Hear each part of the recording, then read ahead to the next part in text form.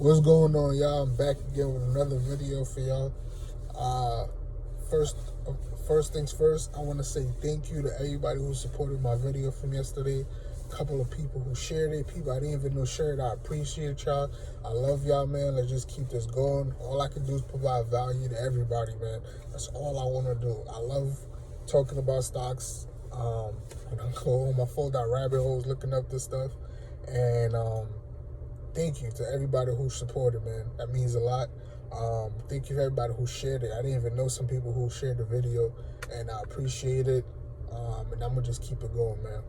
But today, I'm going to get into 5 reasons why you should buy stock, or 5 things to think about before you buy stock, excuse me. Number 1, the competency of the people who's running the company. I think to me, that's the most important thing. So I like to think of it like I'm investing in people. I'm investing in that person's brain to come up with a great idea, right? Smart people hang out with smart people. Depending on the school somebody went to, as much as we try to downplay school and going to universities,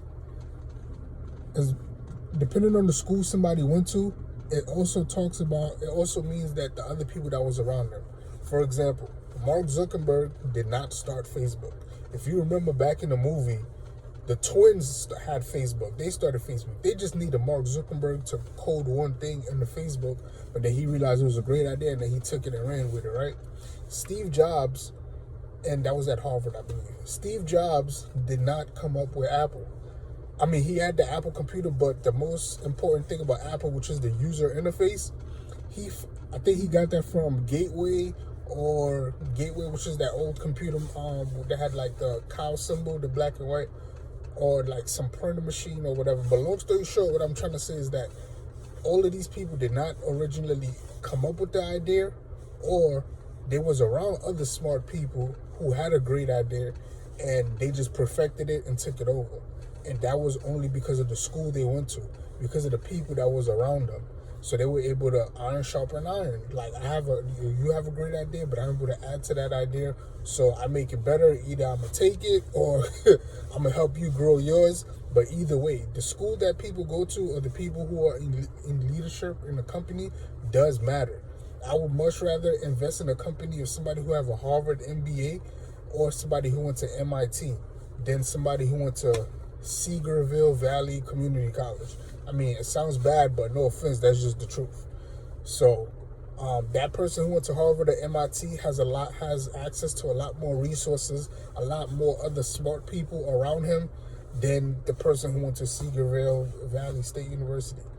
That's just how it goes. That person who went to MIT or Harvard might have an average idea, and the person who went to Seagerville have an amazing idea, but he don't got the backing. He don't got the support. He don't got the resources. So nobody's ever going to find out about his idea.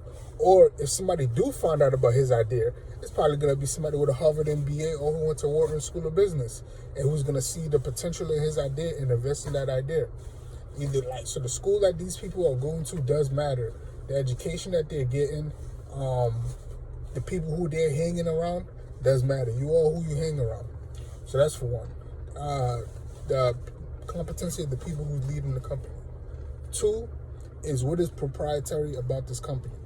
Proprietary means something special that only this company does, or only something that makes them stand out from the other.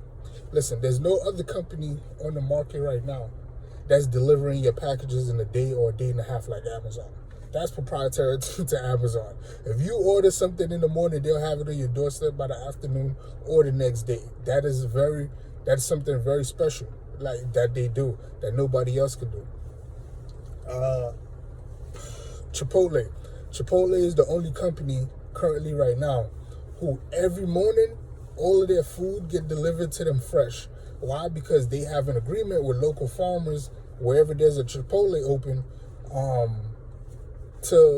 They have an agreement with them for them to provide the fresh ingredients, all of the ingredients that they use. So the local farmers around Chipotle's provide fresh ingredients to that Chipotle. A lot of these other food companies are getting deliveries once a week, twice a week, even 3 times a week, but the food is not fresh. Chipotle have some of the most fresh food. And talk about piggyback off the previous competency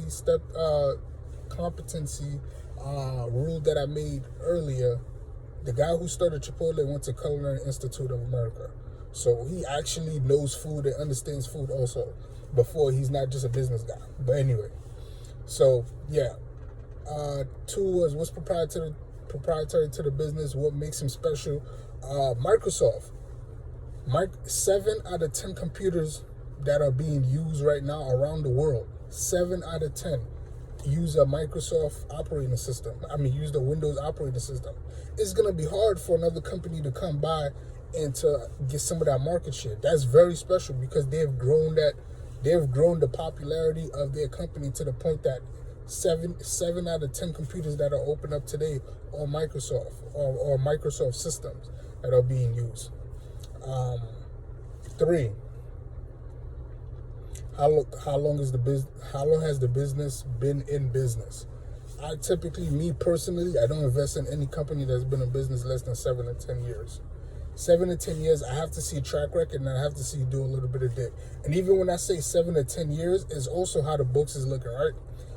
I don't want to invest in a company where, okay, they go up 10% one year, down 15%, 13% the next year, down 5%, then up 20%. No, graphs that look like a heartbeat, that stuff scares me. I need a graph that constantly goes like this, smoothly going up. I'd rather a company that grows 3 to 5% every year than a company that is 10 years up. 10% up this year, 7% down the next year, 20% up, then 10% down. No, that's not consistent. We don't want consistency. You have to treat these companies with no emotions, just like they treat you. Like, just look at the numbers. The numbers are going to tell you everything you need to know. I'd rather 3 to 5% year with compound interest, growth, very slow climb. Because the more I invest, the more money I'm gonna make. A small percentage of a lot is still a lot of money. Would you rather 100% of $1,000 or 10% of $100,000? So that's, yeah, I think that speaks for itself. Number 4, the future outlook of the company. Just like we was talking about some of these food companies, right? Future outlook of a company. Everybody's going towards eating healthy and things like that. So if you have a company that just literally sells burgers and shakes and fries, the outlook of that company is not good. Because even McDonald's and Burger King got the Impossible Burger. They have a vegan burger. But McDonald's is trying to make healthier food. Foods that are taking over like Chipotle, Tattooed Chef, vegan products. People are more conscious of what they're putting in their body. So naturally, all of the healthy food options that are coming out, healthier is better. So when you look, healthier is better. So companies who are not providing healthy options, the future outlook of their company is just not that great. So you have to look into future outlook of the company. Will this company be around 10 years from now? And that's something I look at when I'm investing in a company. 10, 20, 30 years from now, I look at all my stocks as something I'm buying to pass down to my kids. So if I don't think that company is going to be around when my kids grow old, then I'm probably not going to invest in it. 5th, last step is how does that company affect people? How does it affect people? For example, Nike. Nike have the sports game. The sports game on lock. Anybody who plays sports wear Nike. Schools are sponsored by Nike.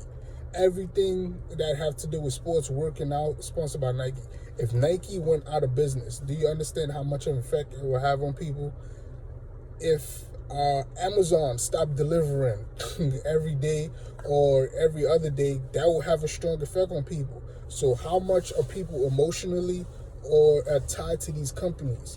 If that company, that makes that company even much more stronger, because if that company goes out of business, it's going to be a trickling down effect of how it's going to affect people and things like that.